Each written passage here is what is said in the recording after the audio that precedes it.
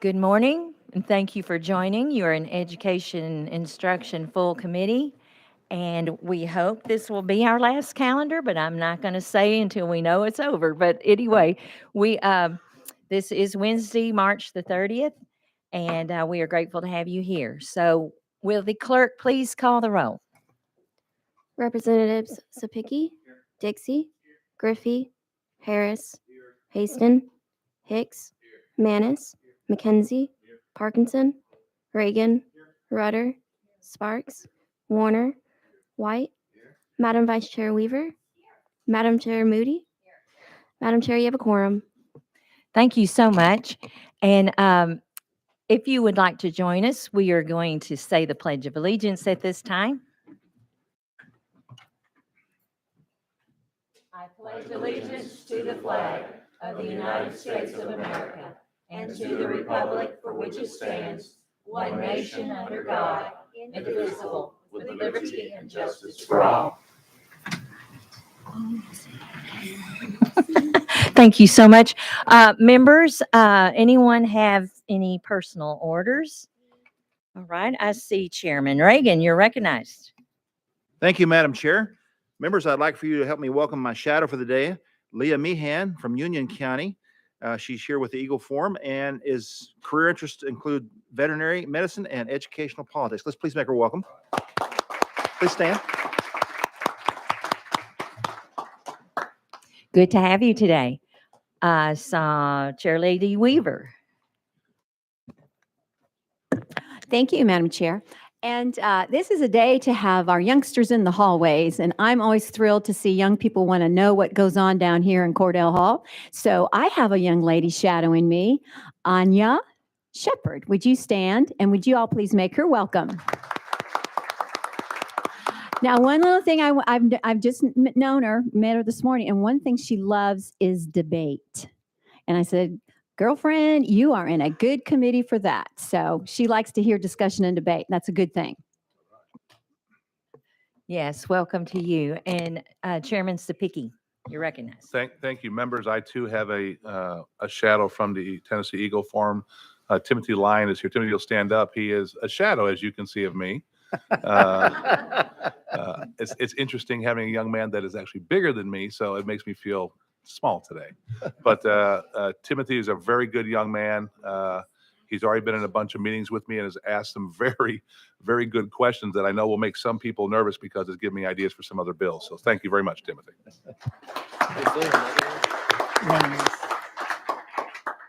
Welcome. And Representative Manis, you're recognized. Thank you, Madam Chair. I have a friend and a constituent in the audience with us today, both from Knox County, obviously.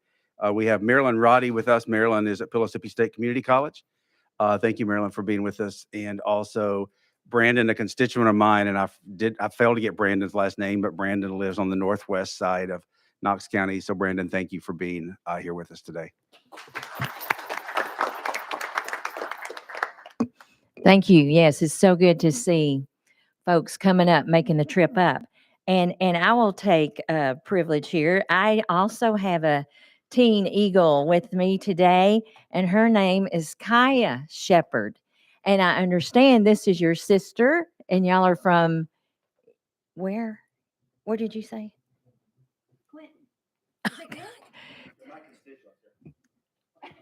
Clinton, Tennessee. Kaya, if you will please stand and welcome. That's pretty cool. Your sisters, you can have your own debates, right? So we are pleased to have you with us today. Yes, Chairman White, I recognize you. Thank you, Chair Letty. I also have a shadow day. It's Jim Rye. This time of year, he's always the month of April. Yeah.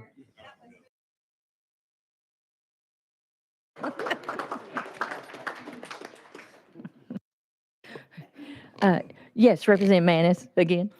Thank you, Chair Lady. I hate to circle back around again, but I just wanted to recognize another Knox County, fellow Knox County, and it's Michael Shope is here with us today. Michael, sorry, I forgot to announce you earlier, but thank you for being here.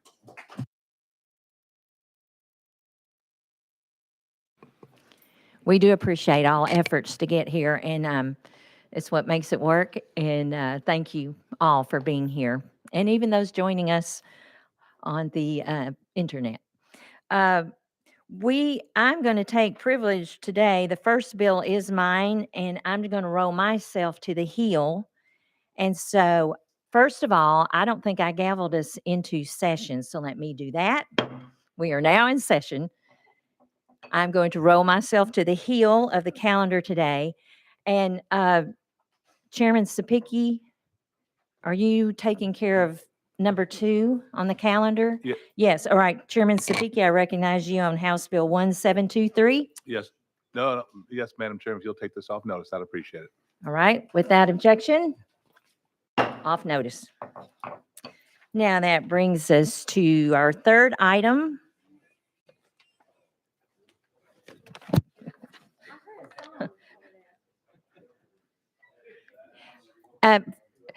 Representative Powers, will you excuse me a moment while I recognize our Chairman Haston? Sorry, I know I'm out of order, but I'm bouncing back and forth between finance. I just wanted to ask y'all to help me welcome, have Rebecca Nemeth with me here today. She's job shadowing me. If she would stand and give her a round of applause. Thank you, Madam Chair. Sorry, Chairman Powers. Thank you. Thank you for being here. We are on item number 3, House Bill 1683. Okay, you have a motion and a second, but let me get us in the correct posture. This is a bill that's come before us to be reconsidered. So we will need a motion to reconsider from one of those that were on the prevailing side, which was a vote against when we had this bill a little while ago. All right. Can I get a point of order to Yes. who those members who are eligible to make this? Yes. I will have my handy dandy sheet here. Those representatives that voted no: Sapicki, Dixie, Harris, Haston, Manis, McKenzie, Parkinson, and White. Okay. Again, out of those are the names that can make the motion to reconsider. Do I have a motion? All right, Sapicki was on the list, and we have a second.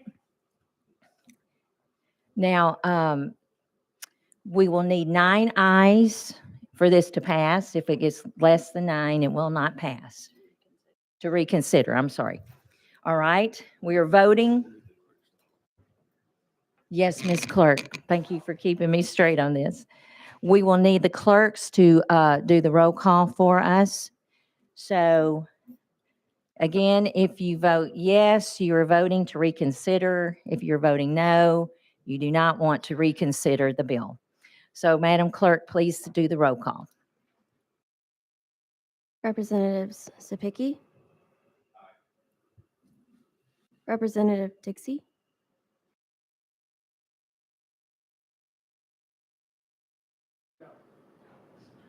Dixie says no. Representative Griffey. Yes. Representative Harris. No. Representative Haston. Yes. Representative Higgs. Yes. Representative Manis. Representative McKenzie. No. Representative Parkinson. Representative Reagan. Aye. Representative Rudder. Representative Rudder.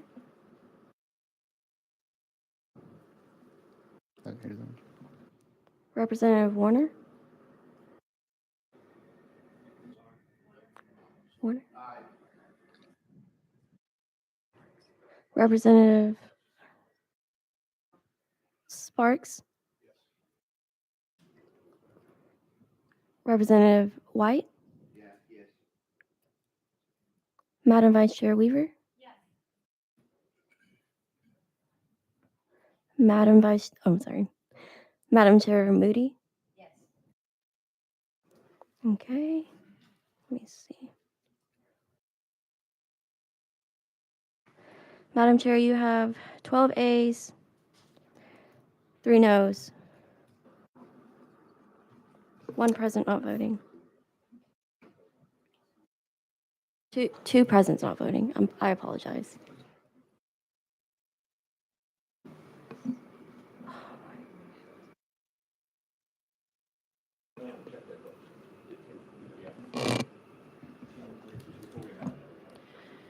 All right, 10.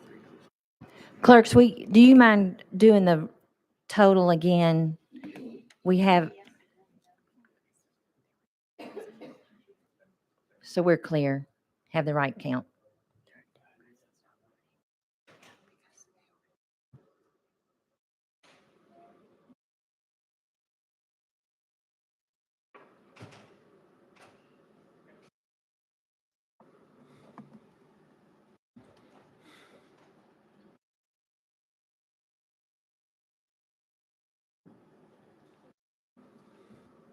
Hold on, we just want to make sure we got what we counted and all right. So hang on, just if you'll be patient with us out there. Thank you.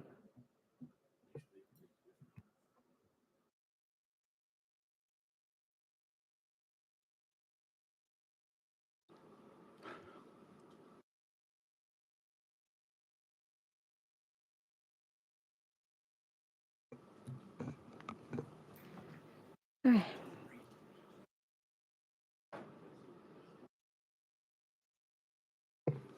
Okay, we've come to an agreement. We would like, the clerks would like to, and I'm asking also, to redo the roll call.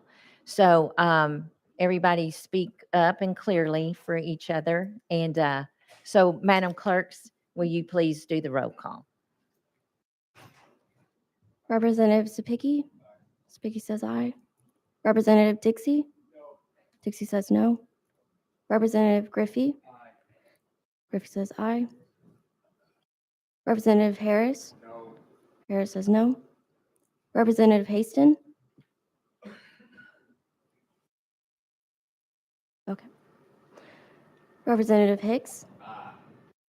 Hicks says aye. Representative Manis? Manis says pass. Representative McKenzie? No. McKenzie says no. Representative Parkinson? No. Parkinson says no. Representative Reagan? Aye. Reagan says aye. Representative Rudder? Rudder says aye. Representative Sparks? Yes. Sparks says aye. Representative Warner? Warner says aye. Representative White? Aye. Representative White says aye. Madam Vice Chair Weaver? Aye. Madam Vice Chair Weaver says aye. Madam Chair Moody? Aye. Madam Chair Moody says aye. Okay. Representative Moody, you have 11 ayes, 5 noes. And 1 present not voting. Sorry. 10 ayes, 4 noes, 1 present not voting. Okay. Thank you so much, clerks. That's we want to make sure we're counting right. Thank you all. Okay, so your request to reconsider prevails, Thank you. and we will hear from the sponsor. All right. Thank you, Madam Chair. Thank you, committee. Hang on a minute. Sure.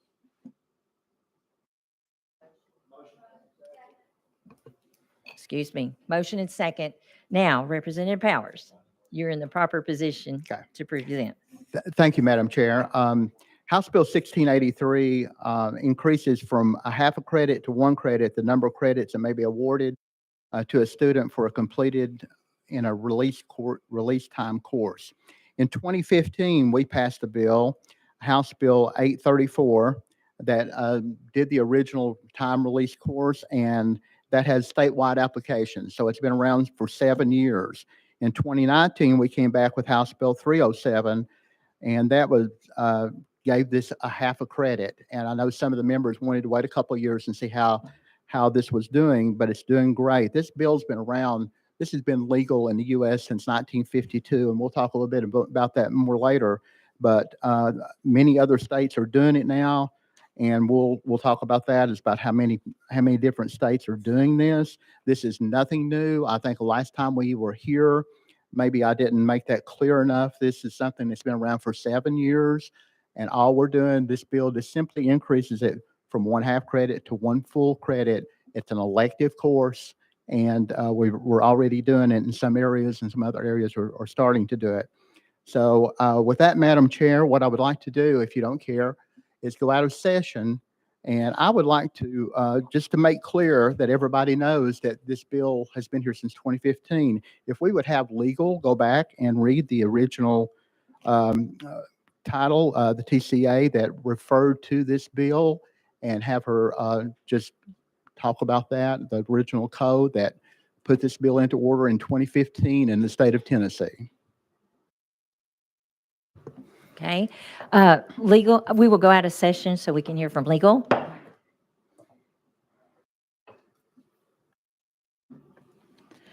Katie Robertson, Office of Legal Services. TCA Section 49.2.130 is the section that deals with release time courses. And it states, as used in this section, release time course means a period of time during which a student is excused from school to attend a course in religious moral instruction taught by an independent entity off school property. A local board of education may adopt a policy that excuses a student from school to attend a release time course in religious moral instruction for no more than 1 class period per school day, provided that the student's parent or legal guardian signs a written consent form prior to the student's participation in the release time course. The release time course shall be conducted off public school property. The independent entity maintains attendance records and makes the records available to the LEA and the local board of education. Any transportation to and from the place of instruction, including transportation for students with disabilities, is the responsibility of the independent entity, parent, legal guardian, or student. Notwithstanding the subdivision previously stated, a local board of education that provides school transportation services for students under Chapter 6, Part 21 of this title may provide students attending a release time course with transportation to and from the place of instruction if the independent entity reimburses the LEA for the costs and expenses of providing the transportation services.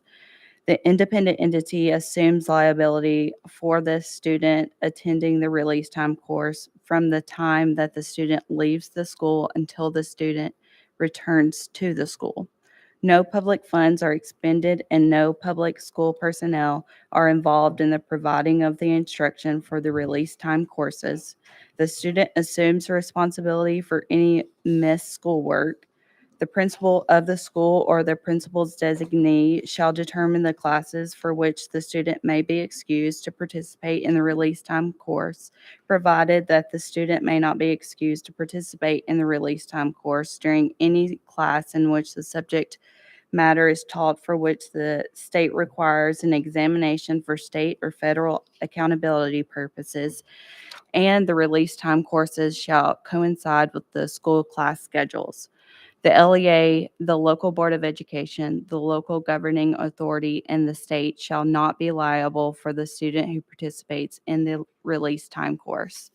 The written consent form under the subdivision previously stated shall be provided a disclaimer that eliminates any actual or perceived affirmative school sponsorship or attribution to the LEA of an endorsement of a religious instruction, and waives any right of the student's parent or legal guardian to hold the school, the LEA, the employees of the school or LEA, or the state liable for the student participating in a release time course. Instructors of a release time courses are not required to be licensed or certificated pursuant to Chapter 5 of this title. Instructors or employees of the release time courses shall be hired by the independent entity. A student who attends a release time course shall be credited with time spent as if the student attended school, and the time shall be calculated as part of the actual school day. A local board of education may adopt a policy to award students credit for work completed in a release time course that is substantiated by a transcript from the entity that provided that the release time course. If a board adopts a policy in accordance with this subsection, then a student may be awarded 1/2 unit of elective credit for the completion of each release time course. In order to determine whether the elective credit may be awarded for the student's completion of the release time course, the local board of education shall evaluate the course in a neutral manner that does not involve any test for religious content or denominational affiliation. For purposes of this subsection, the secular criteria used to evaluate a release time course must include, or may include, the amount of classroom instruction time, the course syllabus, which reflects the course requirements and any materials used in the course, methods of assessment used in the course, and whether the course was taught by an instructor licensed pursuant to Chapter 5 of this title. A public school shall, upon the request of a student's parent or legal guardian, excuse a student from school to attend a release time course in religious moral instruction for 1 hour per school day, regardless of whether the local board of education has adopted a policy under subsection B, if the requirements listed in subdivisions B1 through 9 are met. Subsections C through F of this section apply to students attending a release time course under this subsection H. Okay. Thank you. Excuse me. Members, just so you'll know, we do have 3 people who called in that wanted to testify. So can I ask those that are on the list, is your question for legal? All right. I recognize Representative McKenzie first. Thank you, Madam Chair. And my question is, at one point during your initial definition, which says remains intact, that there should be no secular instruction. Is that what I think I heard you say?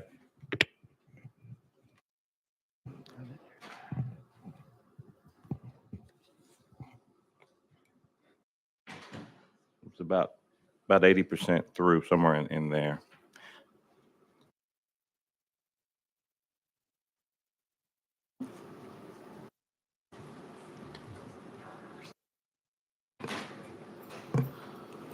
Katie Yes. Robertson, Office of Legal Services. The definition of release time course means a period of time during which a student is excused from school to attend a course in religious moral instruction taught by an independent entity off school property. In the determination of whether elective credit should be offered for the release time course, the determination must not involve any test for religious content or denominational affiliation. And the secular criteria used to evaluate the release time course must include things listed. Thank you for that. And I hope everyone heard that. I mean, so we're probably, in my opinion, nobody's lawyer, that based on that definition, the ones in Campbell County and wherever else we're doing are probably not in line. Again, you know, Sunday school is for this, is what I think they were trying to get at with the initial setting up of this course. And I don't think we're probably not doing that across the state. And now we're trying to enhance it. So I'm pretty sure I heard you right. And now if we're going to make this non-denominational, non-secular, I don't think we've been doing that. I don't think that's what I heard in subcommittee when there was testimony. I don't think that's what's being done across this state. So I think we better be careful what we're asking for. Yes, point of order. Yes, it is. Are we, with the testimony you heard in subcommittee and legal from the place in the church that's close to Campbell County High School, which is a Baptist church, does that meet the criterion that you just laid out in the original law? I think that is what I was speaking to, but thank you for accelerating my question. I'll try to do that in the future as well. All right, legal. Katie Robertson, Office of Legal Services. That would be fact dependent and require an opinion of it, and our office does not provide opinions. Representative McKenzie. Thank you. Okay, but it wasn't an opinion. It's at a Baptist church.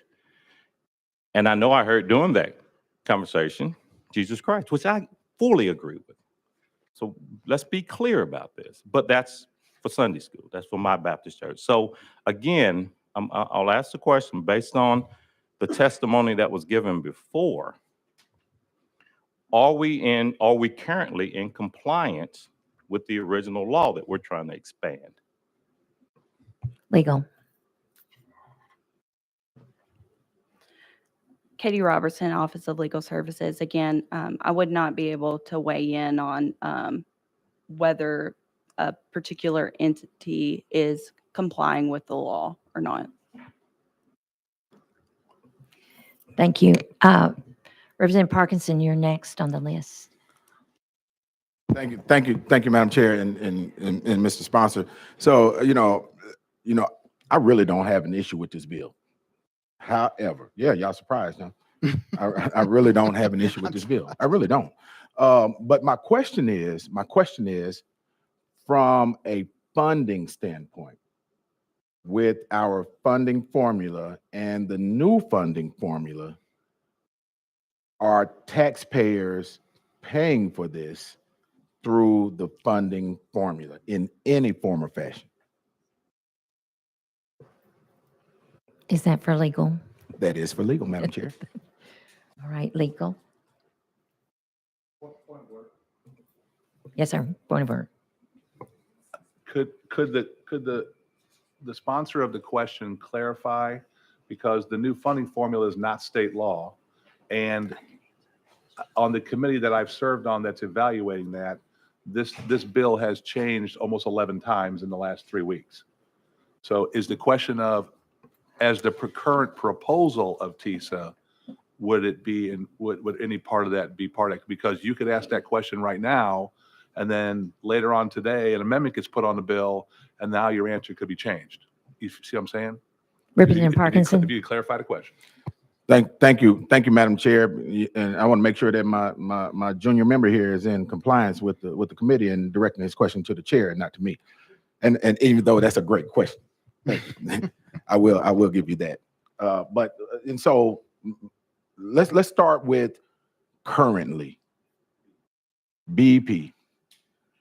And as we know, there are federal dollars involved with BEP, and we are allowing students to go to these classes and receive a credit for, or half credit at this right now as it stands.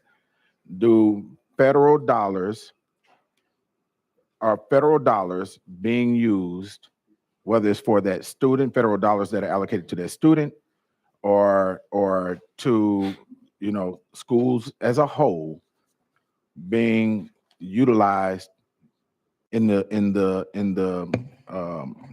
use of this program or opportunity for that student? Legal. Katie Robertson, Office of Legal Services.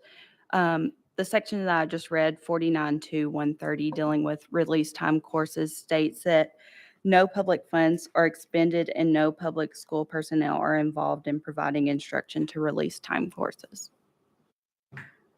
Representative Parkinson. Thank you, Madam Chair, and thank you for that legal. And then if that is the case, then there should be possibly a reduction in funding in the cases where this is exercised, if no funding is being used. Am I correct or incorrect? Because if the funding stayed exactly the same, then that means that funds are being used.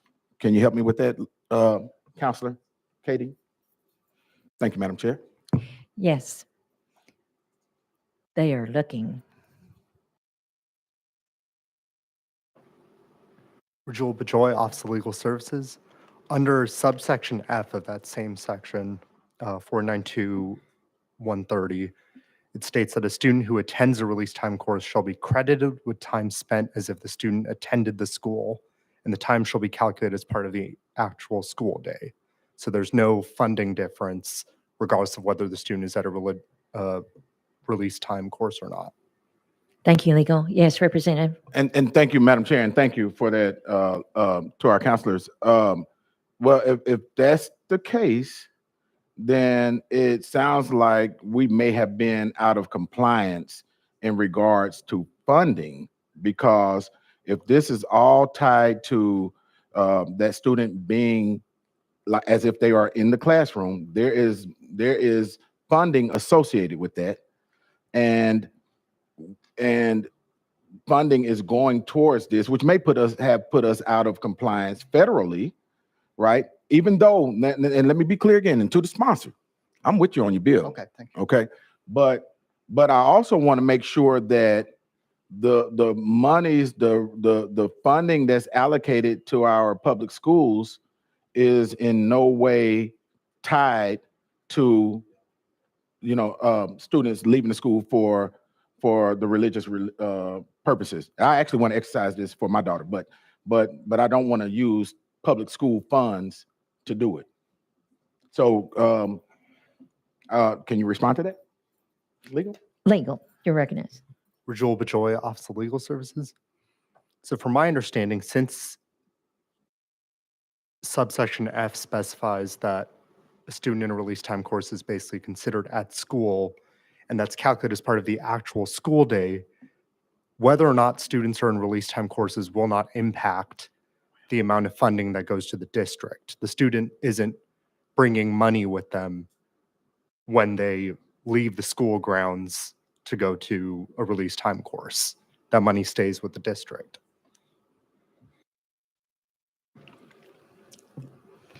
Representative Parkinson. Okay, and thank you for that. While I appreciate what you're saying, that money is staying with the district as if that student was still in school, because according to what you said earlier, that this is still part of the school day for that student, and that student is receiving a credit, as tied to them as if this is part of their school day. And it just begs the question of, are we outside of our compliance federally with federal funds, because those federal funds are still being allocated as if that student was in school. And you don't have to answer that, but you don't have to answer it now, because it's probably hard to get the answer right now. But I think that's something that we should get the answer for, so that we're not at risk of losing any federal funding in regards to this matter. And but I think it's a great idea. The bill, I think, is a great idea. I just want us to make sure we do it cleanly and properly. Thank you, Madam Chair, and thank you to our counselors, to legal too. Thank you. Yes, they do good work. Thank you. All right, I don't see anyone on the list for while we're out of session, so we will go back in session. Well, wait a minute, while we're still here, Mr. Sponsor, Okay. while we're out of session, without objection. While we're out of session, we have 3 people Right. that wanted to. That's come what up. we're Can gonna we take do that out. now? Okay. Stephanie Lloyd, if you're here, will you come forward? And Lynn Ray and Michael Shope. Am I saying that correct? If you'll come forward, and when you get your mics turned on, reintroduce yourself and who you're with. And we'll give you 3 minutes each. Thank you. I'm Michael Shope. On the board of the Campbell County Christian Learning Center, a resident of Knox County, as Representative Manis mentioned. And there were just a few things that I wanted to speak about in regards to our program and any other programs in the state, and sort of how we got here. As Representative Powers mentioned, in 1952, The United States Supreme Court made a ruling in the case Zorak v. Clausen. The opinion was penned by a Supreme Court justice who was nominated by Franklin D. Roosevelt, who was a noted opponent to the Vietnam War and an avid environmentalist. And I think it's worth noting that before reading his words in this opinion that passed 6-3. This opinion upheld a New York program's right to continue with release time education. And he stated, when the state encourages religious instruction or cooperates with religious authorities by adjusting the schedule of public events to sectarian needs, it follows the best of our traditions, for it then respects the religious nature of our people and accommodates the public service to their spiritual needs. While this bill doesn't change anything about what the Supreme Court said in 1952, it just changes the local school board's ability to grant credit to students who are working hard for that credit. It's interesting to me to note that what would be considered a classic, liberal justice recognized in 1952 the spiritual needs of our people, and particularly our young people who are committing suicide as teenagers at a higher rate than any society has ever committed suicide in the history of the world that we're aware of. And I have to wonder if there's some connection between not meeting spiritual needs and what we're seeing. We certainly work very hard to meet the needs of the body and the mind, but I think we all too often ignore what's such a huge part of who we are as people and as an American people. And it's an opportunity that not just Christian students have, but all students have to meet those needs. So thank you for your time. Thank you. All right, next. Hi, my name is Stephanie Lloyd. I am a licensed Tennessee teacher, and I'm the teacher and program director at the Campbell County Christian Learning Center. And I just wanted to clarify a few things from some earlier questions. My understanding of the previous credit bill that allows local school boards to award up to half a credit, that they are evaluating course material based on secular academic criteria. So the release time program is at liberty to teach religious content from that standpoint. However, the school district is not evaluating it based on the denominational or the religious content. They're evaluating it based on the academic merit. And so right now we're already able to receive half a credit based on that secular criteria. And what this bill would allow for is for these local school boards to evaluate it based on secular criteria and offer up to a full credit. At our Campbell County High School, students receive elective credit, one full elective credit. For other electives, for every other semester-long elective, such as weightlifting, yearbook committee, assisting in the library, and the school district, it is their responsibility to evaluate that and determine whether or not that receives elective credit. And so we just would like to ask that that they would be able to make that evaluation and then decide whether it's worthy of that. Thank you for that. And next. Lynn Ray, pastor of Hillcrest Baptist Church, former public school principal for 20 years, public school teacher, first teacher of this class before Stephanie. And I just want to say that Miss Stephanie, I've observed her, and I've observed a lot of teachers in my career. She is one of the most professional, most intelligent, hardworking teachers I've ever had to observe, and I'm glad she's there. So with that said, these students work really hard. They put a lot of effort into the work that they do. It's very rigorous. One of the students even commented that this is one of the harder classes that she has to take as far as rigor. And so I just want to say quickly that we right now in Tennessee are receiving half a credit for this rigorous class. These Tennessee students are only receiving half credit. Alabama students receive a full credit. Indiana students receive 1 full credit for the same thing. Utah students receive a full credit. Ohio students receive 1 full credit. South Carolina receives 1 full credit for the same class. All we're asking today, we're not asking for permission or approval of this program. It's legal, it's in place, it's been going for 7 years. We're just asking for these students, on behalf of these students, these Tennessee students, that they get a full credit. Thank you very much. Thank you very much. Members, any questions for our guest? All right, Representative McKenzie. Thank you, Madam Chair. And a question, you said for the same class, is it the exact same curriculum that you're teaching in Utah that that you're teaching currently in Campbell County? I'm not sure about that. It's the same type class as far as I understand. Okay. You're good. Thank you. Next, Chairman White. Thank you. Thank y'all for driving down. Going from a half credit to a full credit, does that require the students to be out of school longer than the half credit? No, it's the same amount of, they're spending the same amount of time, no extra time for you were talking about to receive the. Correct, yes. Yeah. Yeah, this has been one of the issues. We've had this bill before us 4 times, and we're supportive of the concept. That's not the issue. Right.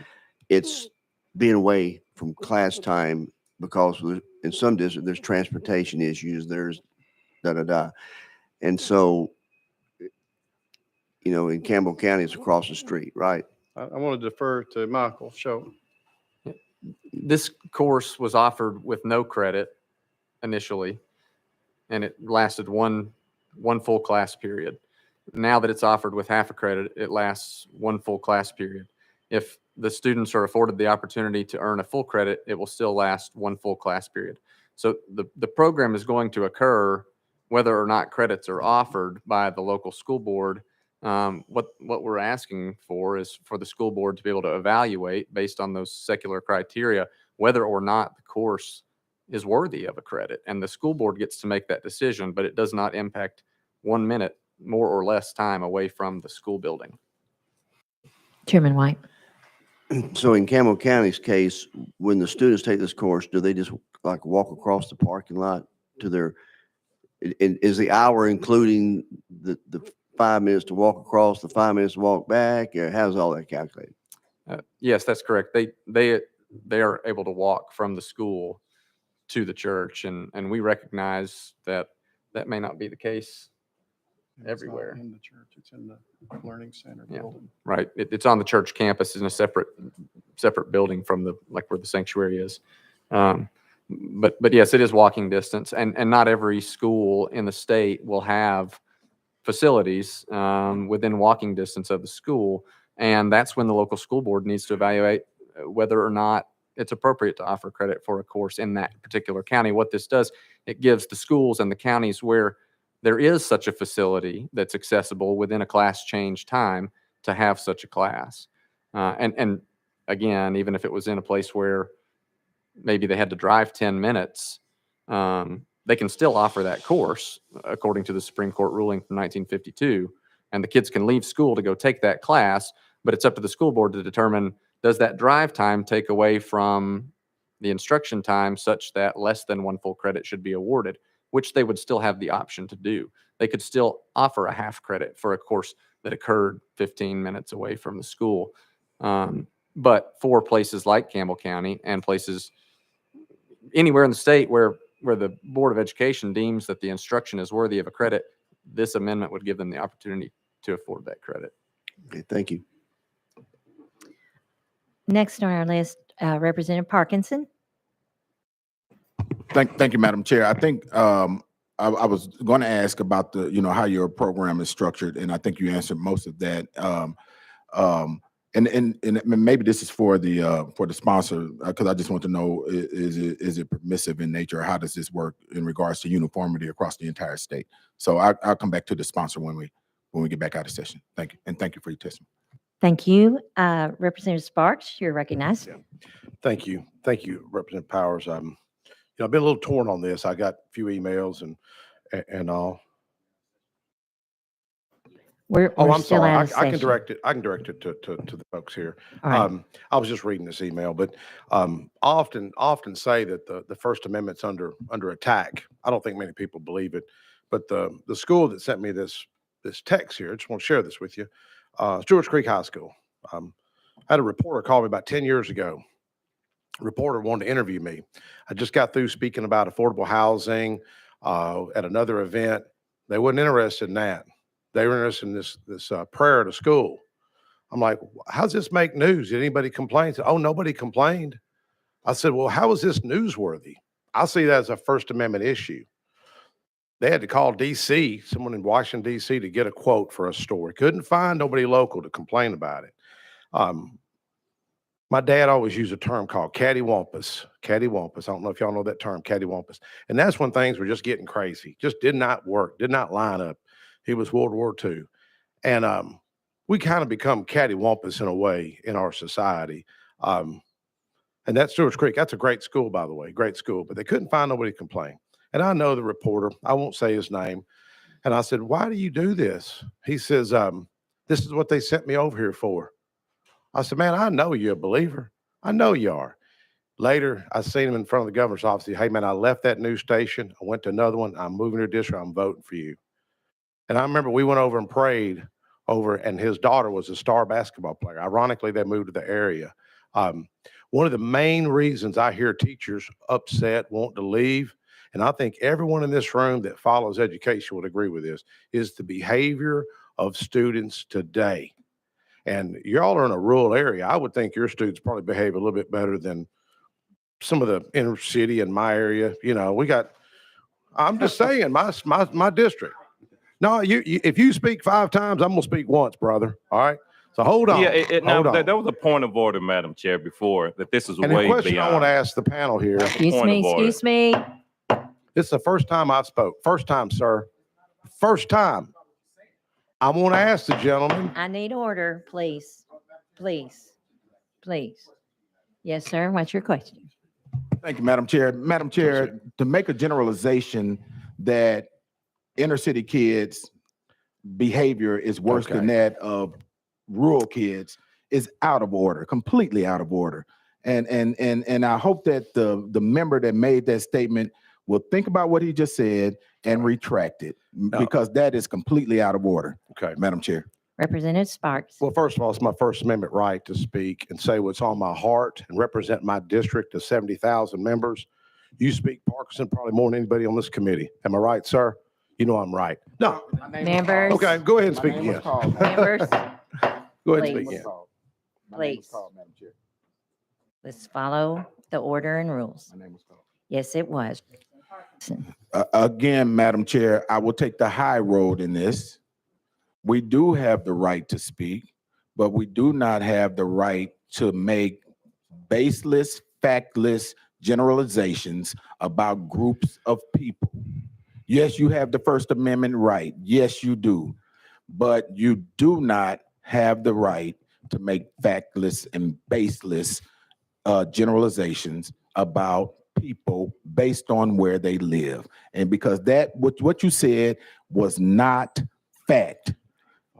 And so I hope you will trigger the Christianity that you claim you have and think about what you just said and retract it, please. Thank you, Madam Chair, and thank you, committee. Thank you. So members, what I need to remind us of too is we need to stay on the bill. Okay. We've wandered off. So Representative Sparks, do you have questions? Yeah, I just have a question. Yeah.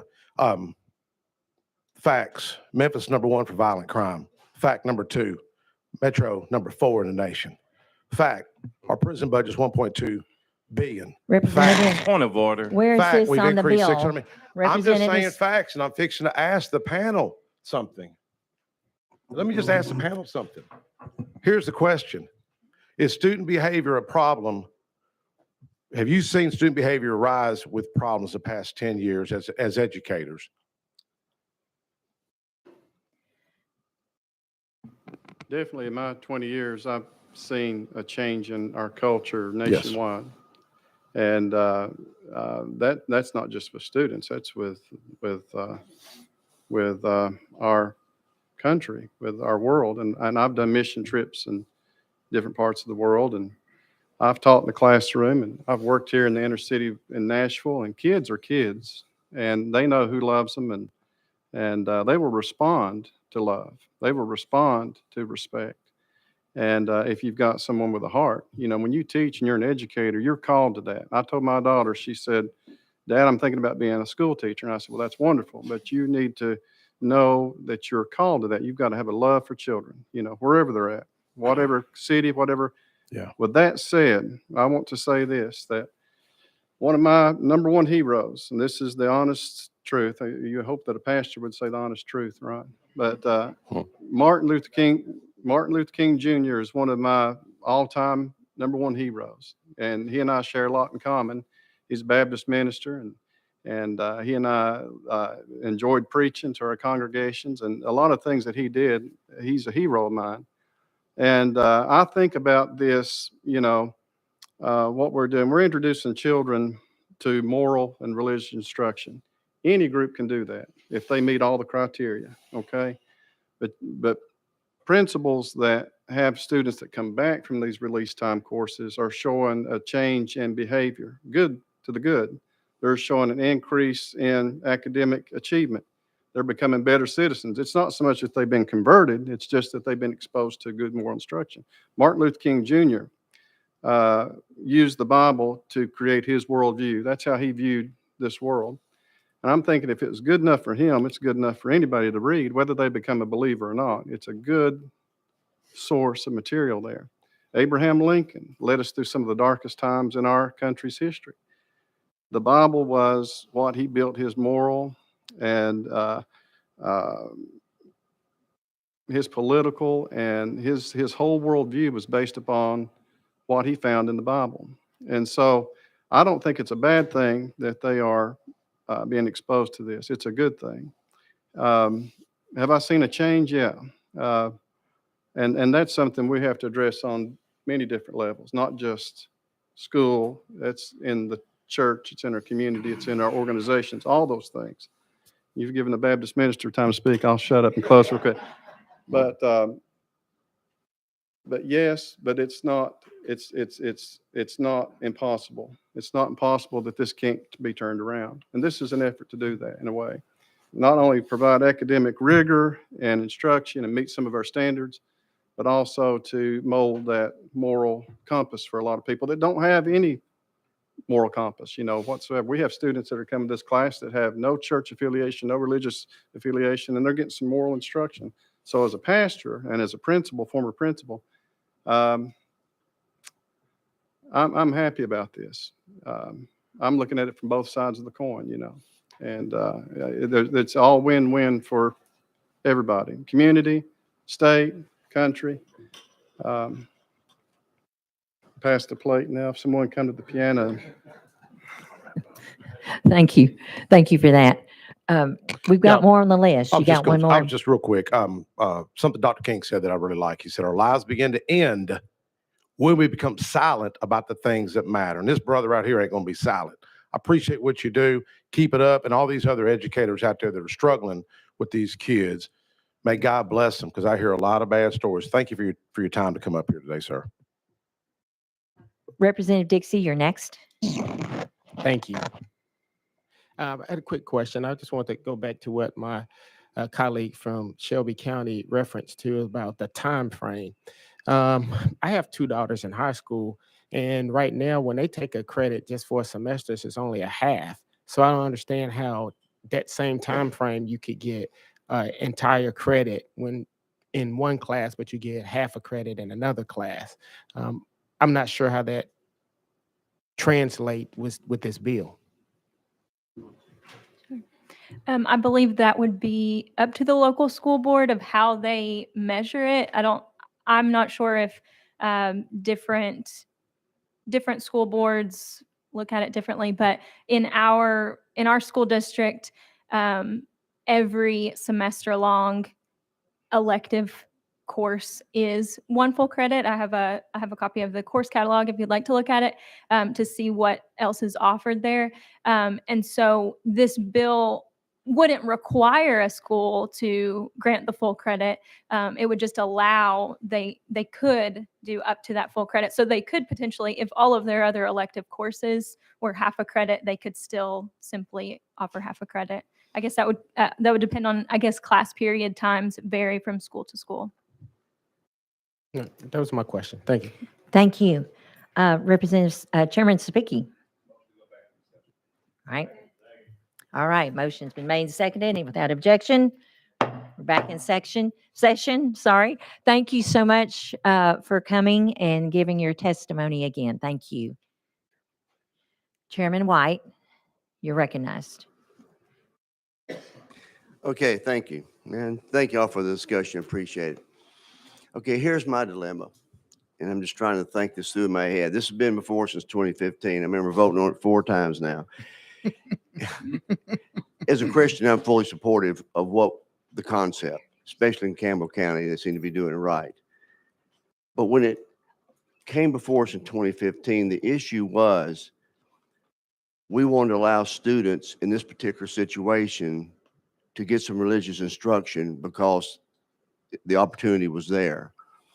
And the issue was to allow the students to get moral instruction. It wasn't about receiving credits in high school. So we passed it out. Came back, we had another discussion, and we did allow the half credit, didn't do the full credit. Now we're back on the full credit. So I think where some of us are hung up in, we agree with the concept in this particular situation, but now we've gotten tangled up in half credit, a full credit. It's more about credit. Is it about moral instruction of the students, which is what they need, or is it about receiving credits? And I think that's where we're getting tangled up. I mean, I voted no last time. I voted yes because I wanted your guest to be able to speak, and out of respect for you, Representative Powers. But I'm a little bit confused now. Are we talking more about moral instruction, which I agree with? Or are we talking about receiving credits for that instruction? Yes, Representative Powers. Yeah, thank you, Chairman White. To be honest with you, a little bit of both. We want to make sure they get the religious and moral instruction. As Stephanie mentioned a while ago, a lot of other states are already and have been for a long time in giving credits for this. We were just kind of on the front end. You know, when we got a half a credit, we actually asked for a full credit. And at that time, I know some of the representatives said, well, we want to wait a couple of years and see how it goes before we give it a full credit. Well, that was 3 years ago. Let me just mention she mentioned some states that are giving a full elective credit, but in Alabama, they have no limits on it. So you can take 2, 3, 4 courses like that and still get a full credit. Utah, they have no limits on how many credits you get. Ohio, they have a limit on 2. You can get 2, and in South Carolina, you can get 2. So we just started out from the very beginning trying to get the school organized and trying to get it, applying statewide. And then once they set up through the LEAs and started the rigorous instruction, that's when we asked for the full credit. We compromised on a half a credit, and now all we're doing is coming back and asking for a full credit for this course. Yes, Chairman White. Thank you. Thank you, Representative Powers. And legal maybe to answer this, I should know this, but I don't, because I'm getting conflicting thing here. When you go from a half a credit to a full credit, does that require, and that may not in this particular situation, does it require more classroom time for those students? I can take that. Yes, Chairman Powers. Yeah, it won't change that at all. The half credit to the full credit. All we did is the same classroom time, and all we were doing before we compromised on the half credit. So now we're just asking for the full credit. We asked for the full credit to begin with, and they wanted to see, like I said, how it worked out over a couple of years. And now 3 years later, we're just asking for full, but it will not change the amount of time. And it's completely up to the school board. They can still, a school board can still say a half a credit, or all we're asking is to give them the opportunity to go up to a full credit. So it's still permissive by the local LEA.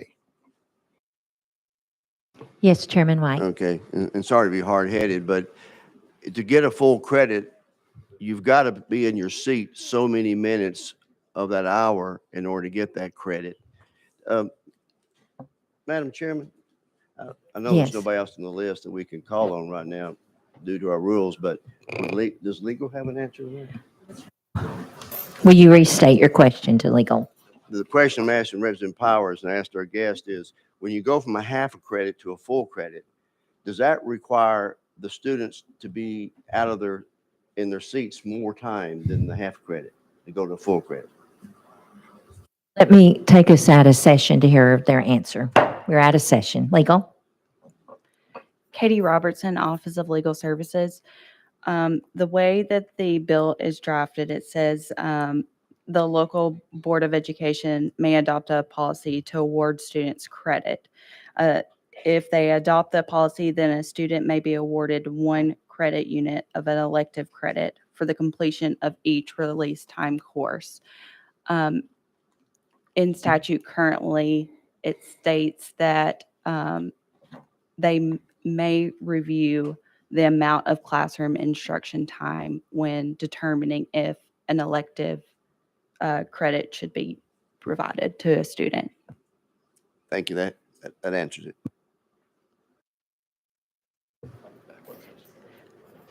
You have for legal.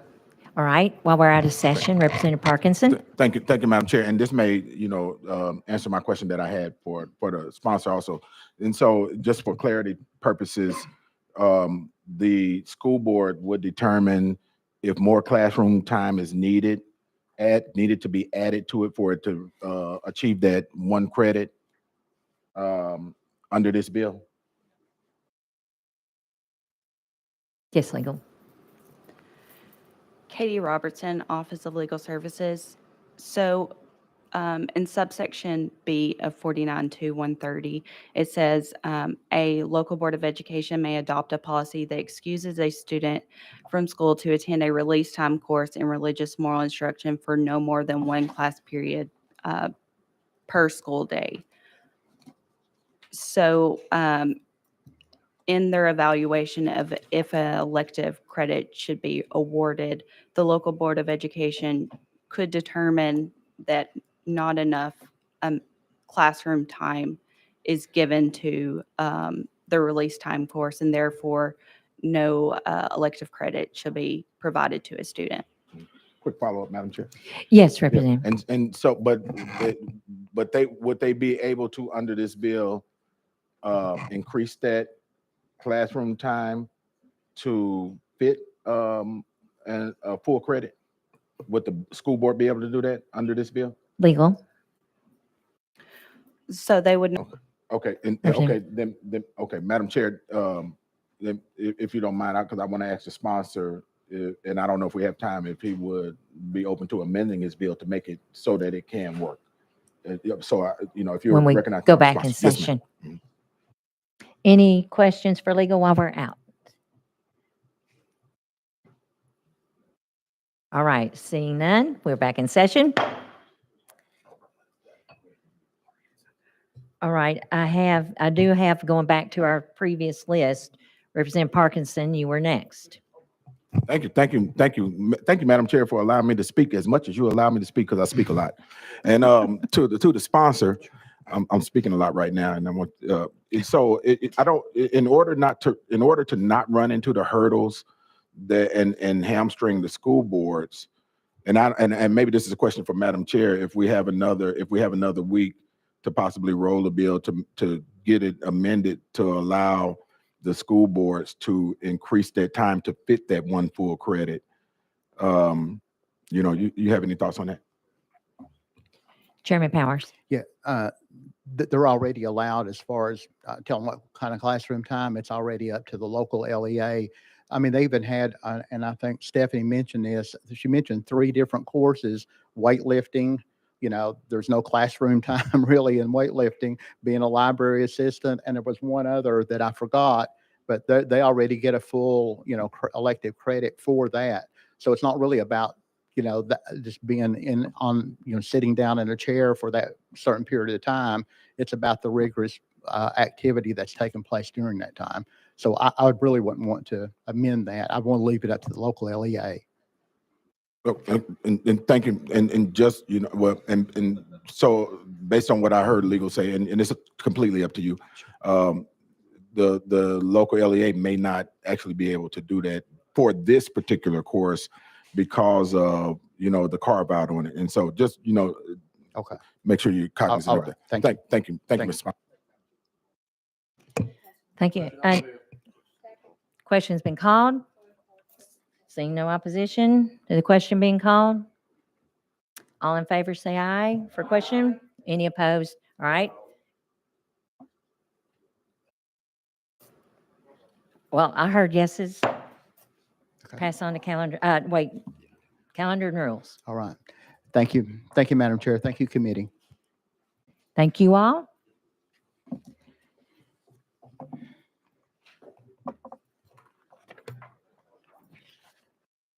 We have, what, 15 minutes left? Well, a little less than 15. I will hand the gavel. Who's taking it?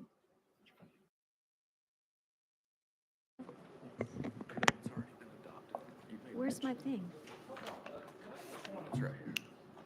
Excuse me, could I get a point of, I thought the vote was on calling for the question. Yeah, I thought the vote was on calling for the question. There was no. There was objection. You heard objection. She said she heard more yeses, but there was objection. There was no objection. There was no objection.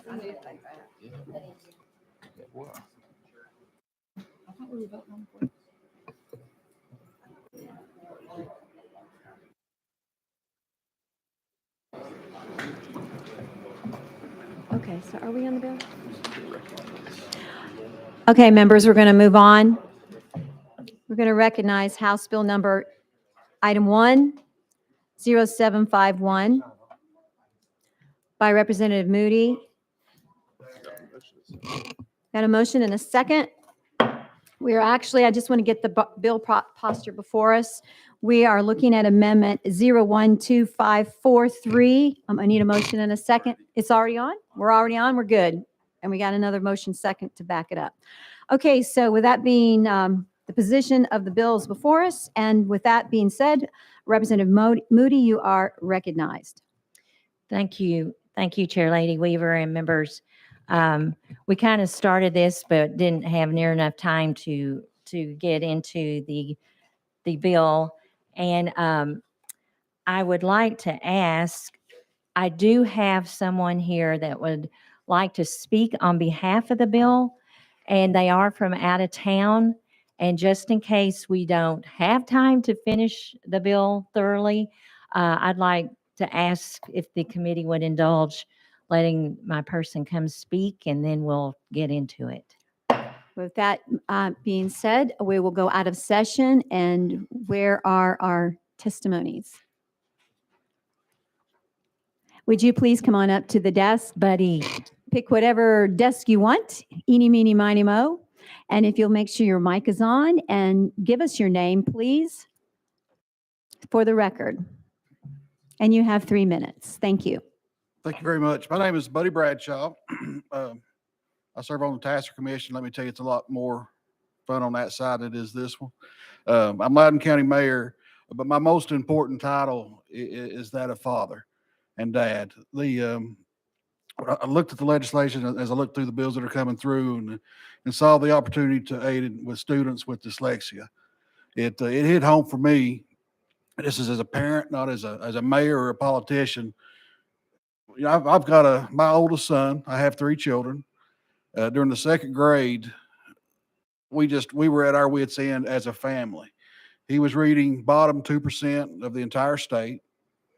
We doing homework was an event nightly because we were frustrated as parents. He's frustrated as a 6 and 7-year-old, and we just didn't know what to do. We were very blessed, very fortunate that we had the resources that we were able to take our son to a specialist.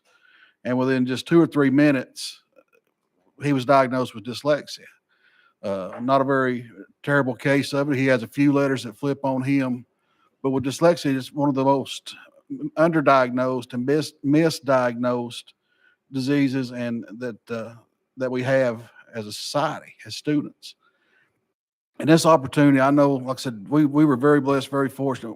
All three of my children have or are attending Philadelphia Elementary School, small rural school, K through 8 school, and it being a smaller school, the teachers had investment in all their kids. And my oldest is a teacher. She's invested in all of her kids as well. I'm not saying anything about a small or a big school, but it took teachers like Miss Ann Johnson, Miss Melanie Russell, taking that personal investment in my son, along with the strong family support that he had to help overcome this. And when I say it was a turmoil, we're talking 3-letter words, 4-letter words that most kindergartners should know. And here he was in the 2nd grade and struggle and look at it, turn his head, look back and not recognize the word again.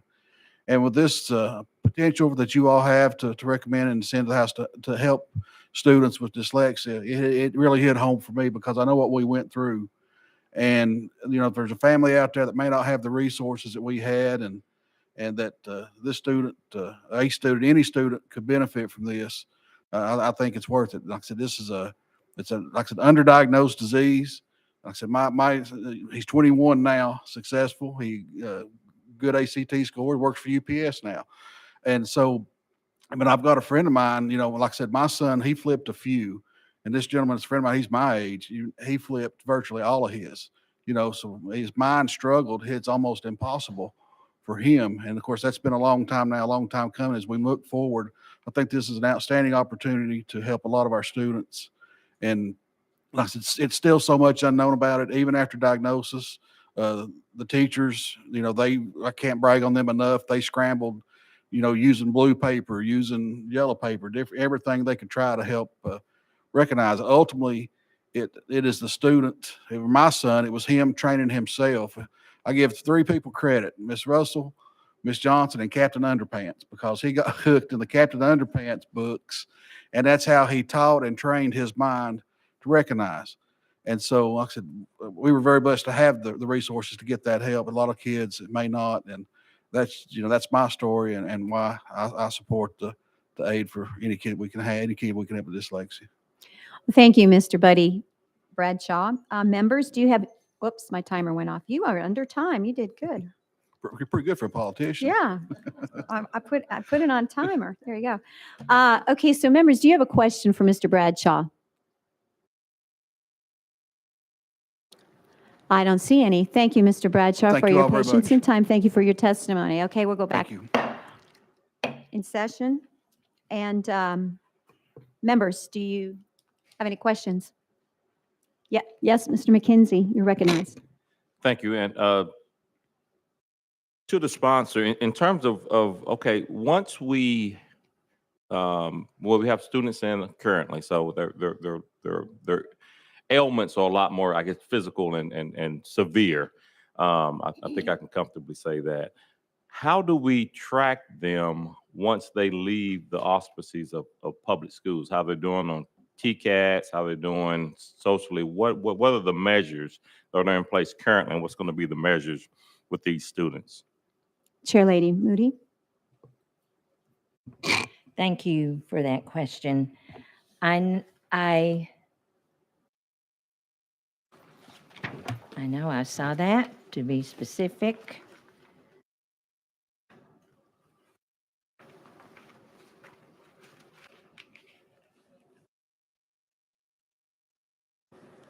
I think, I don't know that I know the full answer to that.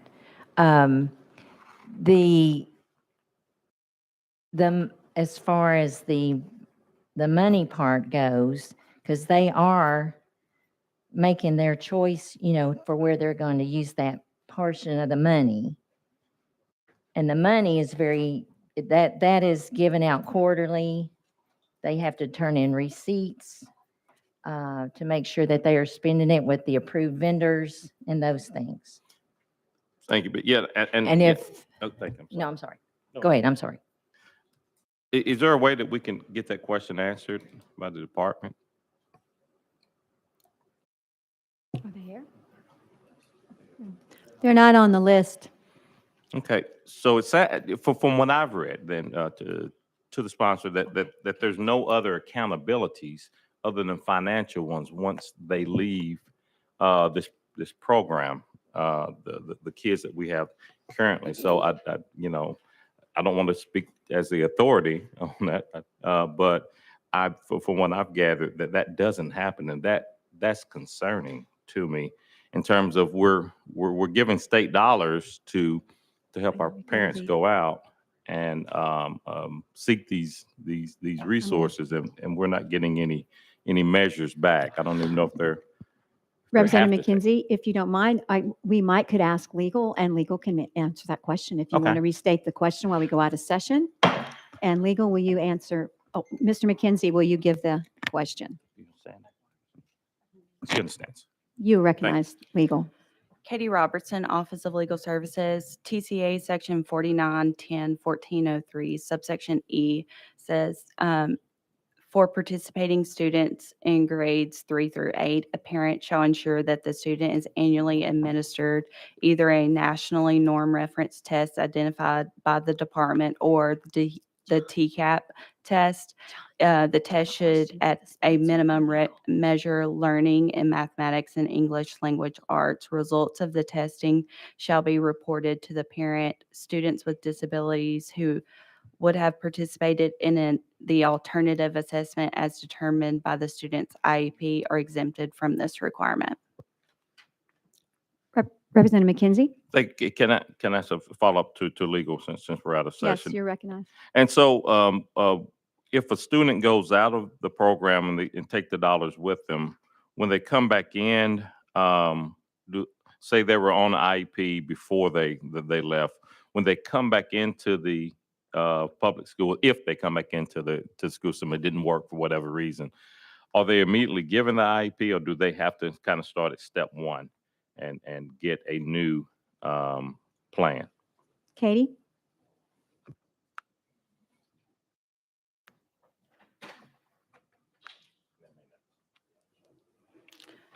Katie Robertson, Office of Legal Services. Off the top of my head, I don't recall that in statute on a new IEP for the student, if that's addressed in statute currently. Thank you. Any further questions for legal? Seeing none, we'll go back into session. Representative Reagan, did you have a question? Thank you, Madam Chair. And this is not a question, it's a statement. I want to thank the sponsor for bringing this bill. To some who brought this issue up, I have dyslexia. I was diagnosed with it when I was in the first grade. I credit my parents and my teachers through the first through third grade for helping me adapt and handle this issue. I have been able to work on a doctorate with this particular problem. It is possible with the right help to get people through this situation. But if you don't get them the right help, it likely won't happen. So I appreciate the sponsor bringing this particular bill, and I applaud it. I encourage my colleagues to vote for it. Thank you. Any further questions for the sponsor? Question has been called. All those in favor of sending